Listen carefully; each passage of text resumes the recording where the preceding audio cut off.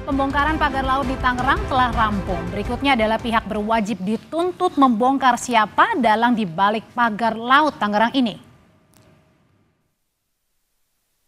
Pagar laut sepanjang 30,16 km di perairan Tangerang, Banten akhirnya tuntas dibongkar. Tim gabungan TNI Angkatan Laut, KKP Bakamla, kepolisian dibantu nelayan mencabut 1,36 km pagar laut yang tersisa. Dengan selesainya pembongkaran yang dimulai sejak 18 Januari 2025 tersebut, diharapkan nelayan bisa kembali leluasa melaut. TNI Angkatan Laut pun menyebut akan rutin berpatroli di perairan agar tak ada lagi pembangunan pagar laut. Tinggal 1 kilometer dan dapat dipastikan tadi sudah saya tanyakan sama dan Lantamal 3, Brigjen Hari, bahwa ini 1 kilometer itu dapat dituntaskan pada hari ini. Apalagi cuacanya cukup cerah hari ini ya. Dan kita khususnya dari TNI Angkatan Laut, ya kita di sini juga akan berupaya meningkatkan patroli-patroli. Namun meski pagar laut tuntas dibongkar, polisi belum menetapkan siapa dalang yang harus bertanggung jawab. Terkait pagar laut, polisi kini mengusut dugaan pemalsuan hak guna bangunan dan sertifikat hak milik di area pagar laut. Polisi menduga ada pencatutan identitas warga untuk membuat sertifikat hak milik dan sertifikat hak guna bangunan. Menurut polisi, Kepala Desa Kohot Tangerang, Banten pun sudah mengakui adanya alat membuat dokumen palsu yang ditemukan di rumahnya saat penggeledahan. Sisa ataupun sisa kertas yang digunakan yang kita duga dan kita melihat identik dengan kertas yang dipakai girik yang digunakan sebagai alat untuk warkah. Dan ini sudah kita dapatkan dari keterangan kepala desa maupun sekdes juga mengakui bahwa alat-alat itulah yang digunakan. Dari hasil pemeriksaan yang sudah kita laksanakan terhadap beberapa warga, memang benar dipakai, dicatut namanya dengan meminta KTP, fotokopi KTP yang akhirnya dimunculkan dalam surat-surat ini. Sementara warga itu tidak mengetahui dan menyatakan tidak memiliki, menguasai tanah tersebut. Soal penerbitan SHM dan HGB di area pagar laut memang menimbulkan kecurigaan. Sebab Kementerian Kelautan dan Perikanan menegaskan area laut bukanlah area yang dapat diklaim kepemilikannya melalui SHM dan HGB. Sebelumnya, Menteri ATR BPN Nusron Wahid menyebut ada 238 sertifikat hak guna bangunan di area pagar laut Tangerang dan 17 sertifikat hak milik. Sebanyak 50 sertifikat telah dibatalkan. Wakil Menteri Agraria dan Tata Ruang Osi Dermawan menyebut pihak internal kementerian yang terlibat pembuatan sertifikat palsu di area laut sudah disanksi administrasi. Dia menyerahkan proses hukum para oknum di ATR BPN kepada kepolisian. Sementara warga kampung Alarjiban, Desa Kohot, Tangerang, Banten menyebut Kepala Desa Kohot dan Sekretaris Desa Ujangkarta tak terlihat lagi sejak inspeksi mendadak Menteri ATR BPN Nusron Wahid. Warga pun membentuk tim jika sewaktu-waktu dibutuhkan polisi untuk mencari Kades dan Sekdes Kohot. Menurut mereka, Kades dan Sekdes harus diperiksa atas dugaan pencatutan identitas warga dalam pembuatan sertifikat area pagar laut. Kami curiga kemana ini, atau ada yang mengemanakan seperti itu ya kira-kira. Jadi dibuatlah laskar. Kalau memang itu dibutuhkan, apabila itu dibutuhkan kami siap. Dan setelah ada penetapan DPO, ya, yang akan kita gali lagi lebih serius keberadaan arsen. Meski pagar laut sudah dibongkar tuntas, proses hukum untuk mencari siapa yang bertanggung jawab harus tetap dilanjutkan. Tim Liputan Kompas TV. Saudara, pembongkaran pagar laut yang membentang di perairan Tangerang, Banten boleh saja usai. Namun hingga kini belum ada kejelasan terkait penanganan kasus pidananya, khususnya penerbitan dokumen yang melatar belakangi berdirinya pagar laut Tangerang. Selengkapnya kita diskusikan malam hari ini bersama Ketua Riset dan LBH PP Muhammadiyah sekaligus juga pelapor ke Polri, ada Mas Gufroni. Selamat malam Mas Gufroni. Selamat malam Mbak Audrey. Dan telah bergabung juga di sebelah saya ada Ketua Umum BKN, Rofi'i Muklis. Malam, Bang Rofi. Selamat malam, sehat semuanya Bang Gufroni, sehat ya. Sehat, ya. Ya, saya mau ke Bang Gufroni dulu nih sebagai pihak pelapor. Bang, jadi Anda, Mas Gufroni ini melaporkan terkait dengan pemalsuan dokumen. Apa saja yang dilaporkan, buktinya apa, siapa yang dilaporkan? Oke, jadi sebenarnya ini bukan laporan ya, tapi pengaduan. Dan pengaduan ini kan terkait dengan persoalan pemagaran laut. Jadi bukan soal pemalsuan dokumen. Jadi pemalsuan dokumen ini kan hasil penelusuran yang dilakukan oleh tim dari Mabes Polri. Dari mulai kasus pagar laut. Sehingga kami tetap kepada fokus utama kami soal siapa aktor intelektual di balik pemagaran laut ini. Ya, Tapi itu kenapa sih melaporkan pagar laut itu apa, Bang? Mas Dumas dia. Ya, ini kan pertama bahwa ada pagar laut yang panjangnya 30 km dan hari ini kan sudah selesai. Tentu kami mengucapkan apresiasi kepada TNI Angkatan Laut dan juga KKP. Namun persoalan hukumnya kan belum tuntas, belum selesai. Ya, jadi ada 7 nama yang sudah kami adukan. Kelihatannya hanya satu saja yang kemudian ini diperiksa gitu ya. Dalam hal ini adalah Kepala Desa Kohot. Emang siapa aja, Bang, waktu itu yang dilaporkan? Gimana, Mbak? Yang dilaporkan siapa saja? Ya kalau berdasarkan pengaduan kami ke Mabes Polri tanggal 17 Januari ini kan ada 7 nama. Yang pertama misalnya tentu Agung Sedayu Group ya di balik pemagaran laut ini sebagai korporasi atau swasta. Yang kedua Ali Hanapi yang menyiapkan dananya. Kemudian untuk pimpinan proyeknya kan ada Encun alias Ahmad Gojali. Kemudian yang melaksanakan proyek ini kan ada namanya Mandor Mehmet yang sampai hari ini tidak diketahui keberadaannya. Oke, termasuk juga dengan kadesnya ya? Iya, Kades. Kemudian ada dulu kita adukan juga soal ada Sandi, ada Arsin dan yang lainnya. Oke, saya mau ke Mas Rofi. Bang Rofi, ini kan terakhir dari Dirtipidum bilang kalau Kades Arsin ini sudah mengakui bahwa barang-barang yang disita itu adalah hasil kumpulan untuk pembuatan surat palsu. Tanggapannya, karena kan sebelumnya katanya BKN ini sempat bilang kalau dalam pembangunan pagar laut ini sebenarnya ada prosedurnya. Tapi sekarang ada temuannya nih, ada indikasi palsu nih suratnya. Ya, jadi tolong dibedakan kasus pagar laut dengan kasus yang ada di Desa Kohot. Kalau yang ada di Desa Kohot itu adalah temuan daripada BPN ATR. Bermula kan begitu. Menteri Mas Nusron Wahid kami mengapresiasi waktu itu kan ngumumkan dinyatakan musnah itu tadi kan.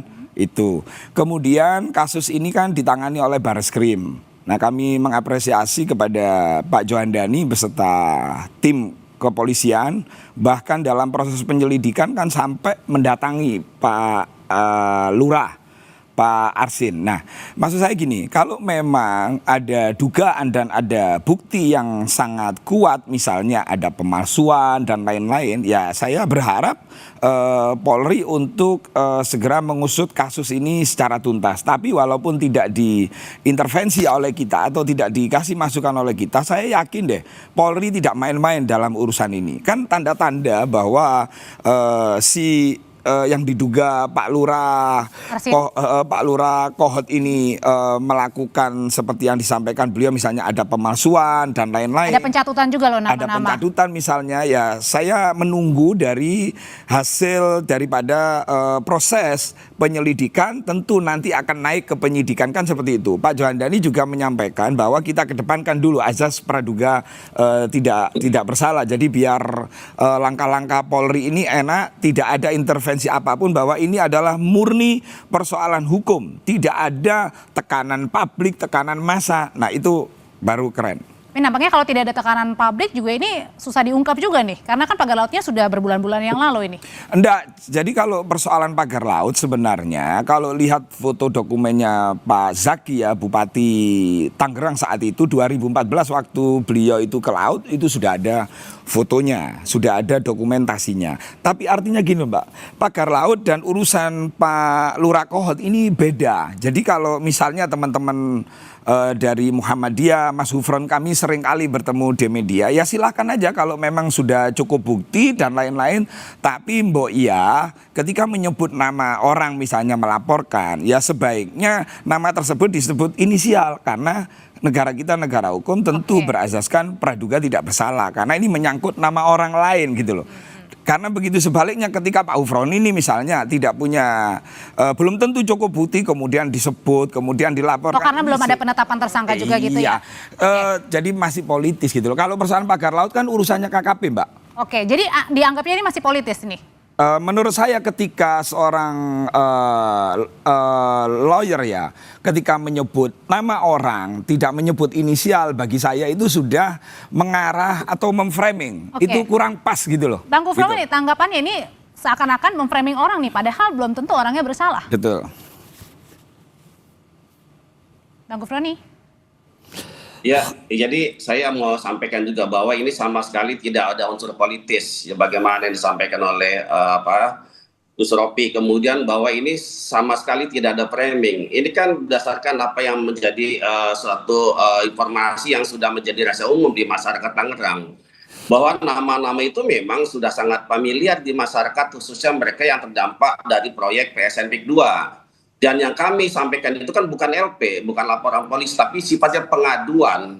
Dan nama-nama ini kan sudah viral di sosial media, tinggal bagaimana polisi untuk mengungkap kasus ini sampai ke akar-akarnya gitu loh. Jangan sampai hanya di tingkat kepala desa atau perangkat-perangkat desa. Tapi Bang Gufron, tapi menurut Bang Gufron sampai dengan sekarang penyelidikannya cepat gak sih? Karena kan pagar lautnya aja sudah selesai dibongkar nih, tapi penyelidikannya masih terus berjalan, belum ada penetapan tersangka. Bahkan kita masih bingung nih, kemana nih Kades Arsin ini? Ya, justru itulah yang kita khawatirkan ya. Publik juga bertanya-tanya, jangan-jangan hanya kepala desa Kohot saja yang tanda kutip ditetapkan sebagai tersangka, sementara aktor intelektualnya tidak pernah diperiksa, tidak pernah juga dilakukan pemanggilan oleh pihak Barreskrim Polri. Kami juga ada menduga bahwa jangan-jangan pihak perusahaan pengembang raksasa ini nanti posisinya hanyalah sebagai korban dari penipuan dokumen itu. Jadi kasus ini hanya selesai di tingkat desa atau oknum-oknum BPN gitu ya. Tapi soal bahwa ini HGB atas nama PT-PT ya di bawah perusahaan Agung Sedek Group, ini justru nanti seakan-akan dijadikan sebagai pihak korban dari penipuan dokumen ini. Ini yang harus kita antisipasi. Oke, nah, gimana Bang Rolf? Itulah Mbak yang saya khawatirkan dari teman-teman yang membuat laporan. Boleh lapor itu boleh kok, pengaduan masyarakat juga boleh. Tapi ketika membangun opini itu yang nggak boleh gitu. Jadi persoalan Kohot itu persoalan masalah tanah. Tapi Bang gini, pada saat itu kan memang banyak warga yang mengakui sendiri. Nah ini nama saya kok tiba-tiba ada nama anaknya begitu. Enggak, itu suratnya. beda. Jadi gini loh, persoalan tanah jangan disamakan dengan persoalan pagar laut. Pagar laut sendiri aja itu urusannya KKP. Bahkan KKP menyampaikan kan, siapapun yang masang pagar laut itu kan ada sanksinya, sanksi administratif 18 juta. Lalu ada pandangan hukum lain, oh ada unsur pidananya kan begitu kan. Tapi sampai detik ini kalau persoalan pagar laut itu ada di wilayah KKP. Gitu loh. Nah kalau persoalan tanah itu di wilayahnya BPN karena diduga ada pemalsuan atau ini sebenarnya bukan tanah terus dibuat-buat. Nah itu wilayahnya Barreskrim. Nah ini harus clear dulu. Nah Pak Menteri Sesmenko, Pak Airlangga kan sudah menyampaikan pagar laut tidak ada kaitan dengan PSN PIK. Tidak ada kaitan gitu loh. Maka silahkan teman-teman misalnya melaporkan dan lain-lain, nggak ada masalah. Tapi kedepankan dong azas praduga tidak bersalah dulu. Jangan memframing misalnya sudah jadi rahasia umum. Nggak bisa begitu. Hukum itu harus kan kita menjunjung tinggi tuh. Namanya azas praduga tidak bersalah. Tapi pada saat waktu itu juga Pak Menteri Nusron Wahid juga kan bareng-bareng dengan Pak Kades kan waktu itu kan pergi ke sana. Bahkan katanya sempat adu argumen juga di sana bahwa ini adalah tanahnya dulu adalah Empang. Itu sama Menteri aja. Nah, siapa sih Pak saya percaya kepada BPN, kepada Menteri ATR karena dia yang diberi hak oleh negara untuk mengurus persoalan tanah. Tetapi kita nggak boleh hantam kromo. Artinya gini, contoh ya di daerah Karangserang, Kecamatan Sukadiri, itu ada namanya Pak Hade namanya. Dia juga mengalami abrasi gitu loh. Jadi ini jangan dihantam rata semua. Ada juga masyarakat yang mengalami abrasi. Tapi ketika mengalami abrasi misalnya ada oknum tersebut, oknum kepala desa ini misalnya memanfaatkan, ini zamannya abrasi ya sudahlah, ya itu biar diproses hukum. Kami mendukung penuh itu gitu loh. Oke, Itu. balik lagi ke Bang Gufroni sebagai pelapor. Bang, sebenarnya sampai dengan sekarang ini katanya warga sekitar ini sampai membuat ini ya gerakan tangkap begitu ya. Ini keresahan apa yang sih dialami sama warga? Kenapa sampai warga, kan harusnya ini bisa sedang ditangani oleh polisi. Kenapa sampai warga yang turun tangan juga nih? Jadi begini, saya melihat proses penyelidikan dan penyidikan yang oleh Mabes Polri ini menurut kami ya terlambat gitu ya. Semestinya sejak awal sebenarnya Kepala Desa Kohot katakanlah sudah langsung dinyatakan sebagai tersangka.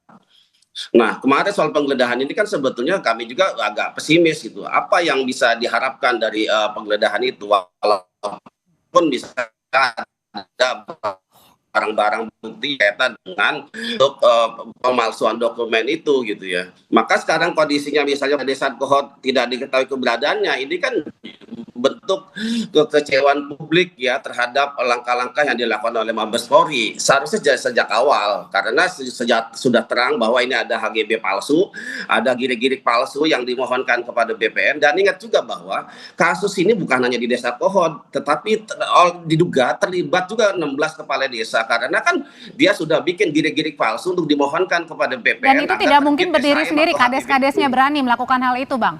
Ya betul, termasuk siapa yang membiayai, siapa yang mengurus ini. Saya mau tanya, kan juga harus ditelusuri sampai kepada korporasi besar itu. Oke, harus ditelusuri sampai ke akar-akarnya, karena kan pertanyaan publik, mungkin nggak sih kades-kades ini jalan sendirian dengan berani lagi, Bang Rofi?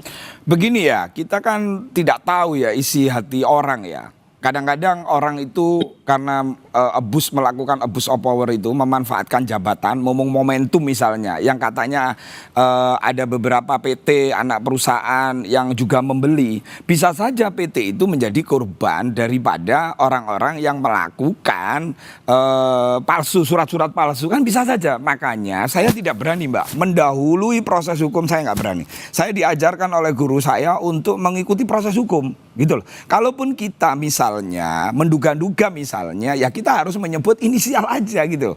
Paham ya, Mbak ya? Jadi yang saya maksud, kita berikan dulu deh kesempatan. Kalau saya mengapresiasi ya Polri, karena Polri tentu harus hati-hati betul. Jangan sampai ketika menetapkan tersangka, lalu kemudian di situ ternyata salah, kemudian di pra-peradilan, terus kemudian gugur gitu loh. Saya yakin lah sekelas Mabes Polri itu punya bukti dan lain-lain, tetapi betul-betul harus ketika menetapkan tersangka seseorang. Jadi yang diperiksa tidak hanya Pak Kohot dan stafnya. Saya sebenarnya tahu siapa aja yang diperiksa, insya Allah saya tahu. Cuman kan kita tidak boleh menuduh Polri. Sekarang kan kita punya Polri ini, Mbak ya. Polri sudah bekerja baik, Polri sudah kerja sungguh-sungguh. Kita berikan ruang, kita berikan apresiasi untuk supaya ngusut ini secara tuntas. Kalau memang ada bukti-bukti ada keterlibatan misalnya 16 kepala desa, ya monggo-monggo aja, asal ada bukti beneran gitu loh. Karena mungkin juga warga bertanya-tanya di warga Kohot sendiri kan beberapa waktu yang lalu juga pernah melapor hal ini ke KPK, mungkin karena tidak ditindaklanjuti akhirnya jadi viral.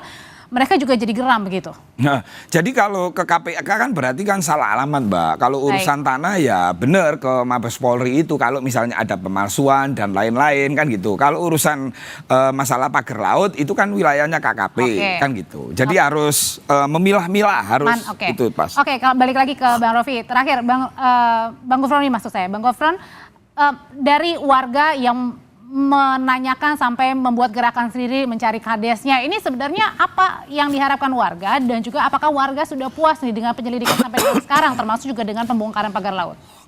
Gerakan tangkap kepala desa adalah bentuk kekecewaan terhadap aparat penegak hukum.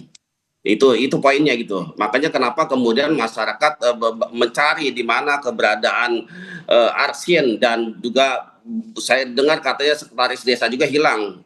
Ya, ini kemudian apakah kemudian kasus ini berhenti hanya sampai tahap penyidikan saja karena lantaran orang-orang yang diduga terlibat ini hilang, atau jangan-jangan dihilangkan? Ini juga perlu kita waspadai gitu ya. Nah, oleh karenanya maka kami mendesak sekali lagi pada Barreskrim Polri untuk segera tetapkan tersangka dalam waktu 3 hari ini, supaya jangan sampai nanti publik tidak percaya terhadap langkah-langkah yang dilakukan oleh kawan-kawan kita dari Barreskrim Polri. Baik, Bang Gufroni, terima kasih. Bang Rofi, terima kasih. Selamat malam semuanya. Iya, Sudah. iya, iya. Ya, terima kasih. Siap, Pak siap. Aulia. Iya, iya. Terima kasih.